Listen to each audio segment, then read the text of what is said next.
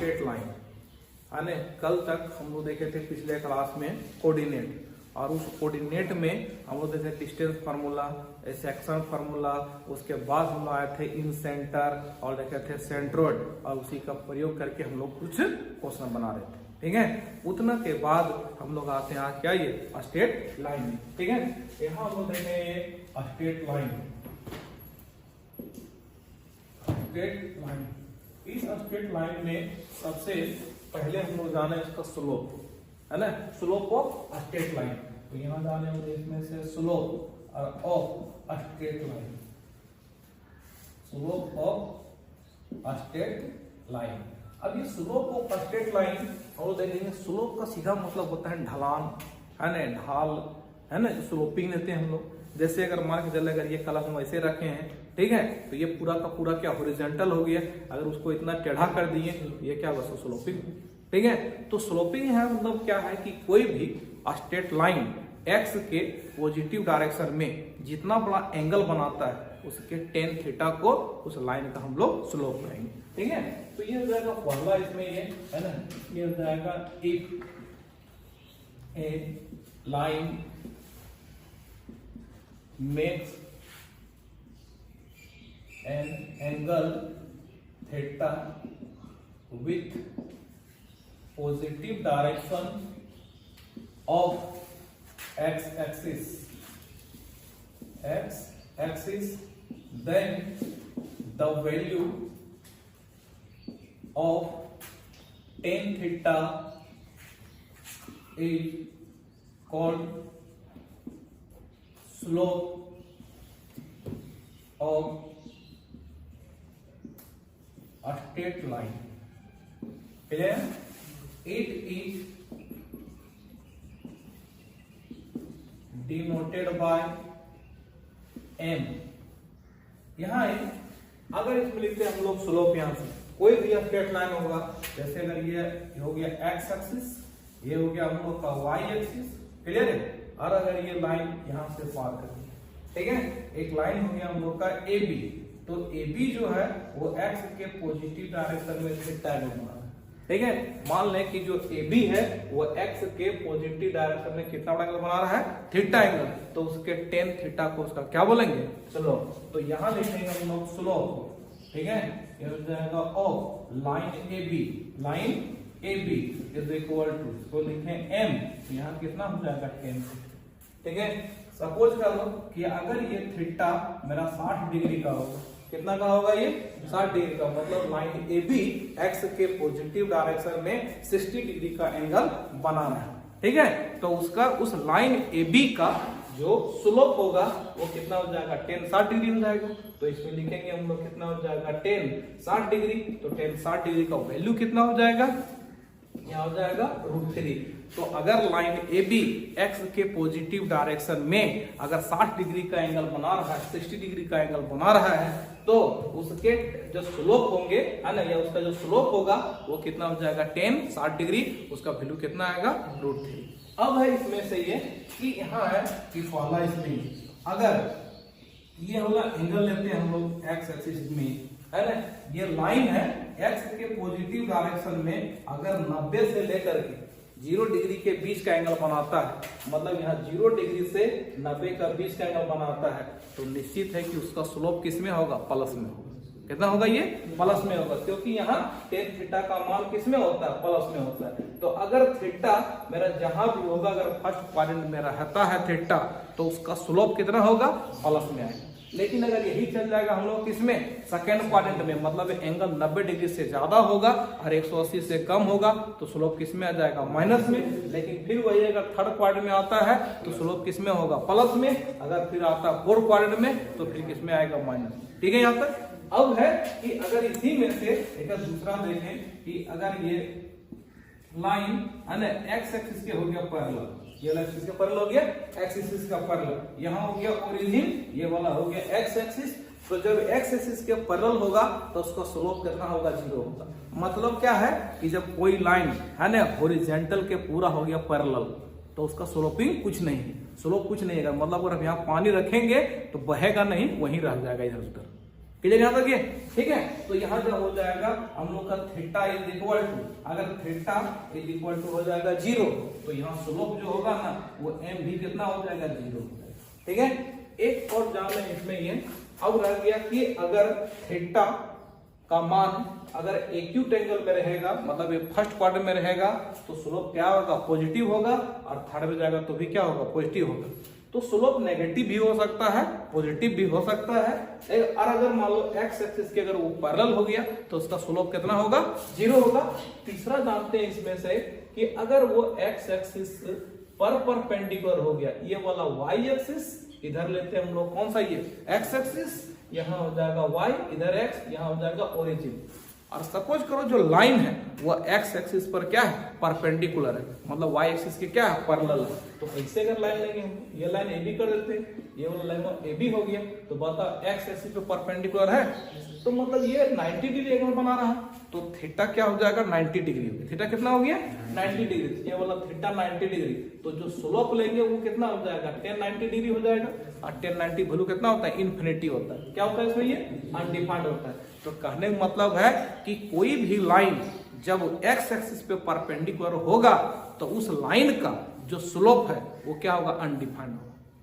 Slope क्या होगा, कोई डिफाइंड ही नहीं होगा, नॉट डिफाइंड लिखेंगे। तो इसका जो स्लोप होगा वो कितना हो जाएगा, नॉट डिफाइंड, या फिर इसी को कहेंगे हम लोग क्या, ये अनडिफाइंड। कितने यहां तक है, एक हो गया। इसके बाद एक स्लोप ऑफ हम जानते हैं, जब ये वाला पहला कंडीशन देखें, स्लोप ऑफ स्ट्रेट लाइन, जब वो एक्स एक्सिस के पॉजिटिव डायरेक्शन में थीटा एंगल बनाता है तब। लेकिन अगर वो थीटा एंगल नहीं बनाता है, सीधा दो पॉइंट को मिलाने वाला कोई लाइन सेगमेंट है उसका निकालना है, तो देखिए हम लोग इसका यहाँ से ये है ना, अगर मान के चलो इसे दूसरा कंडीशन में कर देते हैं। एक हो गया हम लोग का वाई एक्सिस, इधर ले हम लोग एक्स एक्सिस, एक तो पॉइंट हो गया हम लोग का ए, और एक पॉइंट हो गया कितना हो जाएगा बी।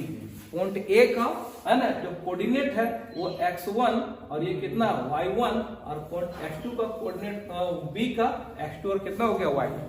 सपोज करो ये पॉइंटों को हम आगे बढ़ा दिए, लाइन को आगे बढ़ा दिए, यहाँ थीटा एंगल बना रहा है, ये थीटा एंगल बना रहा है, ठीक है। तो अब यहाँ से अगर ड्रॉ करते हैं वो परपेंडिकुलर, यहाँ ड्रॉ करते हैं परपेंडिकुलर, इसको मान लेते हैं हम यहाँ थे ए और इसको कहते थे बी, ये वाला होता है एम, इसको बोलते हैं एम, और यहाँ ड्रॉ करें परपेंडिकुलर, इसको बोल देते हैं पी, ठीक है।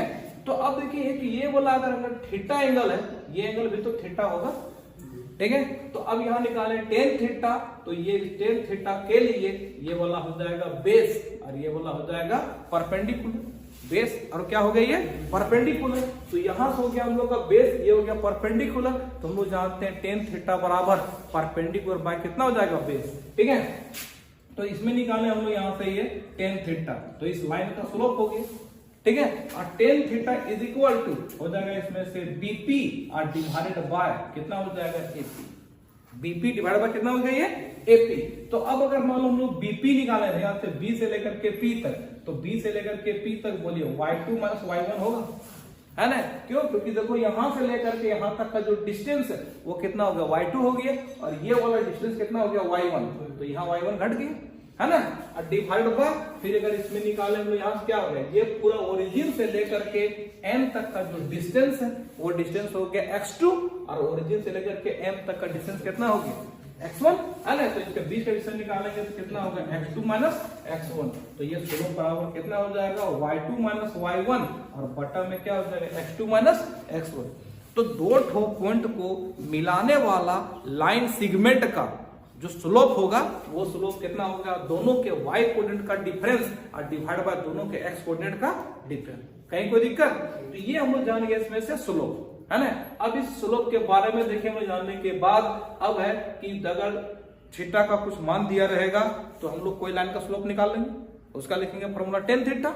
अब अगर मान लो यहाँ से दो ठो पॉइंट मिलाने वाला लाइन रहेगा उसका भी स्लोप निकाल लेंगे, उसका फॉर्मूला हम लोग यूज करेंगे कितना, ये y2 माइनस y1 बटा x2 माइनस x1। कहीं कोई दिक्कत, इसके बाद फिर आगे चलो इक्वेशन ऑफ स्ट्रेट लाइन। तो यहां जानते हैं हम लोग equation of straight line. Straight line का हम लोग इक्वेशन, अब है यहाँ ये कि हम लोग अलग अलग कंडीशन में स्ट्रेट लाइन के इक्वेशन निकालना सीखेंगे, ठीक है। अब है कि पहला वाला एक हम लोग निकालते हैं, अगर ये एक्स एक्सिस, कौन सा एक्सिस है ये, एक्स एक्सिस, और इस एक्स एक्सिस का इक्वेशन चाहिए, एक्स एक्सिस का इक्वेशन। अब ये रह गया हम लोग का वाई एक्सिस, यहाँ तो ओरिजिन है ना, तो ये निकालना है equation of x axis, equation of x axis is, तो हम एक्स एक्सिस में जहां भी जाएंगे, जहां भी रहेंगे, है ना, यहाँ चले यहाँ चले यहाँ चले, कहीं भी जाएंगे तो y बराबर क्या होगा 0, तो ये हो जाएगा equation of x axis is, तो y बराबर क्या होगा 0। ये जो y बराबर 0 इक्वेशन लिखे वो एक्स एक्सिस का इक्वेशन, ठीक है। इसी तरह देखिए दूसरा इसमें ये y एक्सिस का इक्वेशन, इक्वेशन ऑफ क्या हो जाएगा y axis, equation of y axis, तो इज x बराबर क्या हो जाएगा 0, यानी y एक्सिस में हम लोग कहीं भी जाएंगे तो हमको x क्या मिलेगा 0 मिलेगा। तीसरा जानना इसमें से कि जब कोई लाइन x एक्सिस के पैरेलल हो तो उसका इक्वेशन क्या है, equation of line which is parallel to x axis, ठीक है। यह हो जाएगा equation of line, equation of line which is parallel, which is parallel to x axis, जब वो x एक्सिस के पैरेलल है, तो बताइए x एक्सिस के अगर पैरेलल होगा, ये वाला हो जाएगा हम लोग का x एक्सिस, इधर हो गया हम लोग का कौन सा इसमें y एक्सिस, ठीक है। अब x एक्सिस के अगर पैरेलल है, इसके पैरेलल है इसमें से x एक्सिस के पैरेलल, तो वो लाइन तो या तो हम ऐसे खींचेंगे या तो वो लाइन हम लोग ऐसे खींचेंगे, ठीक है, यहाँ तक ये है ना, या जैसे भी रहेगा वो लाइन हम लोग वैसे खींचेंगे, है ना। तो अब अगर ये रह गया कि x एक्सिस के अगर पैरेलल लिए हैं, किसके पैरेलल लिए हैं, x एक्सिस के पैरेलल, तो ये पैरेलल हो गया। अगर हम ओरिजिन से ऊपर लिए हैं, मतलब पॉजिटिव वाला उधर y तक, तो यहाँ देखें कितना हो जाएगा हम लोग का, ये वाला y का जो वैल्यू होगा वो प्लस में कुछ होगा, है ना, +4 होगा, +3 होगा, चाहे जो कुछ होगा, तो यहाँ क्या होगा y बराबर ये मिलेगा, नहीं। लेकिन अगर हम नीचे लेते हैं, ओरिजिन से नीचे लेते हैं, y के नेगेटिव डायरेक्शन में लेते हैं, तो यहाँ क्या हो जाएगा y = -a, ठीक है। तो जब x एक्सिस के, है ना, कोई पैरेलल लाइन लेते हैं तो y बराबर समथिंग होगा, y बराबर प्लस में होगा, चाहे y बराबर किस में होगा, माइनस में होगा। अगर y बराबर प्लस में है दैट मीन्स क्या हो जाएगा, ऊपर है ना, और y बराबर माइनस में है तो किस में है, नीचे, क्लियर। इस तरह अगर देखें हम लोग यहाँ से ये चौथा नंबर ये equation of line, equation of, है ना, line which is parallel to y axis, जब ये y एक्सिस के पैरेलल हो, तो y एक्सिस के पैरेलल हो तो देखिए ये हो जाएगा y एक्सिस, इधर ले हम लोग x एक्सिस, ठीक है, और ये y एक्सिस के पैरेलल, तो या तो लाइन इधर से होगा या फिर लाइन इधर होगा। तो अगर इधर होगा तो x बराबर क्या होगा, माइनस में लेते हैं, x बराबर -1, और इधर लेते हैं x बराबर क्या हो जाएगा, +1, क्लियर है लगे।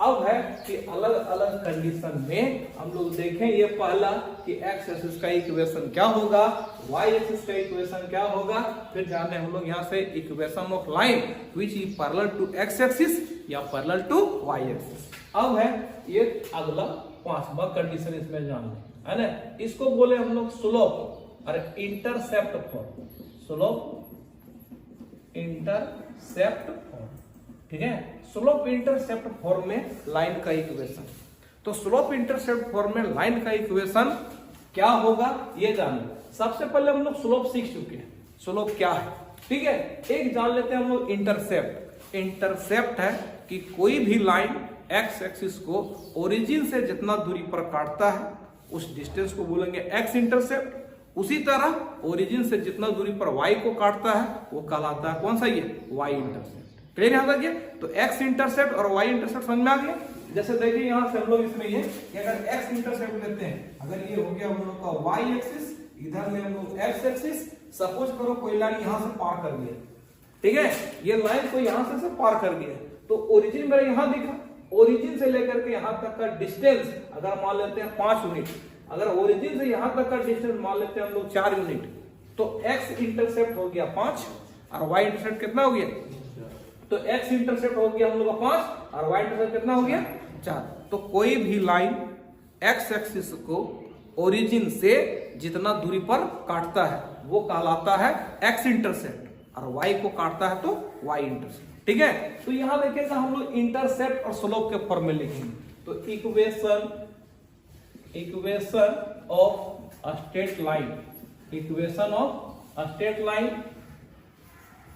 whose slope is m and y intercept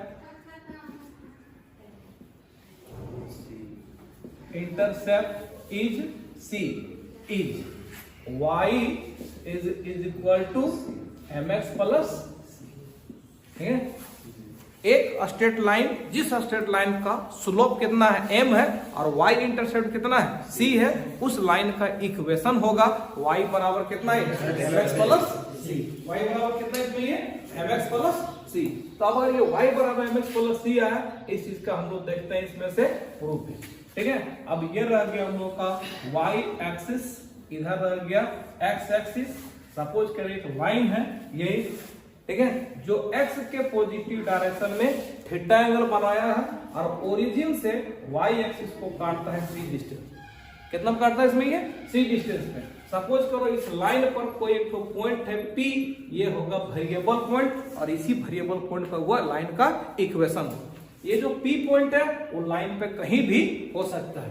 इसको हम लोग कौन सा पॉइंट बोलते हैं, वेरिएबल पॉइंट, या बोलेंगे हम लोग कौन सा इसको, ये मूविंग पॉइंट। वेरिएबल पॉइंट या कौन, मूविंग पॉइंट। अब है कि यहां से ड्रॉ करते हैं परपेंडिकुलर, P से ड्रॉ किया परपेंडिकुलर M। ठीक है, ये रह गया हम लोग का ओरिजिन। यहां मान लो कोई पॉइंट दिया हुआ है A और ये लाइन हो गया AP। तो AP लाइन का जो इक्वेशन होगा वो इक्वेशन होगा y is equal to mx plus c। ठीक है, अब हम लोग यहाँ ड्रॉ किया परपेंडिकुलर, तो देखिएगा यहां से यहां भी ड्रॉ करते हैं परपेंडिकुलर। ठीक है, अब अगर ओरिजिन से लेकर के इस पॉइंट, अगर इसको मानते हैं हम लोग B, तो ओरिजिन से लेकर के B तक का डिस्टेंस हो गया C, तो ये वाला डिस्टेंस भी कितना होगा, C होगा। इसको यहां करते हैं Q। ठीक है, अब ये x के साथ थीटा एंगल बनाता है। कितना एंगल बना रहा है, थीटा, पॉजिटिव डायरेक्शन में। तो ये वाला एंगल भी क्या होगा, थीटा एंगल होगा। ठीक है, तो ये जो लाइन है AB, लाइन क्या है AB, वो x के पॉजिटिव डायरेक्शन में थीटा एंगल बना रहा है। कितना का बना रहा है, थीटा एंगल बना रहा है। और उसका जो y इंटरसेप्ट है वो कितना है, c है। तो उस लाइन का इक्वेशन होगा y बराबर mx प्लस c। ये कैसे होगा हम लोग इसमें प्रूफ कर लेंगे। तो देखते हैं इसमें ये आते हैं हम लोग इन राइट एंगल ट्रायंगल, या फिर पहले देखेंगे ड्रॉ है ना पीएम परपेंडिकुलर यहां तक है ना एक्स एक्सिस में। तो यह O से लेकर के M तक का जो डिस्टेंस हो जाएगा इसके अनुसार कितना होगा x। ठीक है, और यही वाला डिस्टेंस कितना हो जाएगा, PQ होगा। ठीक है, फिर निकालते हैं हम लोग P से Q तक का डिस्टेंस, P से Q, तो P से Q बराबर क्या होगा, y माइनस c हो जाएगा। क्यों, क्योंकि देखिएगा यहां से लेकर के यहां तक का जो डिस्टेंस है, या इसको हम लोग ऐसे भी कर सकते हैं PM माइनस QM। तो P से लेकर के M तक का y डिस्टेंस और Q से लेकर के M तक का डिस्टेंस कितना हो गया, c। ठीक है, अब आ जाते हैं हम लोग इन राइट एंगल ट्राइंगल, इसमें BQP, तो आते इसमें से tan theta is equal to हो जाएगा PQ और डिवाइड बाय क्या हो जाएगा, BQ। ठीक है, tan थीटा को हम लोग स्लोप बोलते हैं और स्लोप को क्या कहें, m। क्या कहें इसमें, ये m। तो ये वाला हो जाएगा m, tan थीटा का वैल्यू ये। अब रह गया इसमें से PQ, तो P से लेकर के Q तक का जैसे कितना हो जाएगा, y और माइनस में क्या है c और डिवाइड बाय B से Q, तो B से Q बराबर कितना हो जाएगा, x। अब इसको हम लोग करते हैं क्रॉस मल्टीप्लिकेशन, क्रॉस कर दे इसमें से, तो यहाँ कितना हो जाएगा, mx is equal to y minus हो जाएगा c। जो c इधर माइनस में था उसको अगर इधर लाते हैं तो क्या हो जाएगा, प्लस होगा। तो देखिएगा ये कितना हो जाएगा, y is equal to mx plus c। तो ये y is equal to mx plus c। अब इस रूप में अगर कोई भी लाइन हम लोग लिख पाते हैं y बराबर mx प्लस c, तो हमको पता चल जाएगा कि उसका स्लोप क्या है और उसका y इंटरसेप्ट क्या है। फॉर एग्जांपल अगर इसमें लेते हैं यहां तक कि अगर हम कोई लाइन का इक्वेशन लिखें y is equal to 4x plus 5, 4x plus 5। तो ये लिखा गया है किसमें से, y बराबर 4x प्लस 5 के फॉर्म में। अब 4x प्लस 5 में दिया गया है तो mx प्लस कितना हो गया c।